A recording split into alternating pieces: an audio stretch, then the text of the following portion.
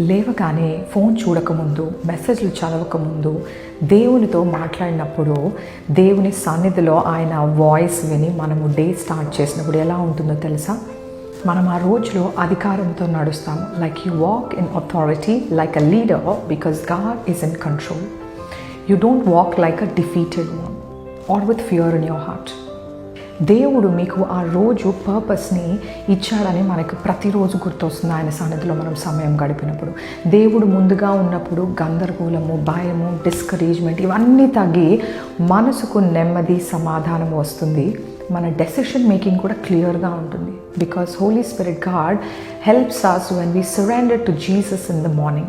గౌరవము, positions, success కోసం పోరాడాల్సిన అవసరం లేదు. ఎందుకంటే దేవుడు సన్నిధిలో మనం ఉన్నప్పుడు ఇవన్నీ వెంట వస్తాయండి. ఈరోజు ఇలా ప్రకటించండి, ప్రభా నీవే మొదట నన్ను నడిపించు, నేను నీ వెంట వస్తాను.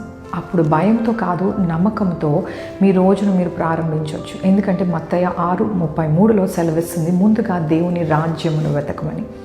So let's all start our day surrendering to God, because He is our helper and He is our God who leads us in the right paths in the true way.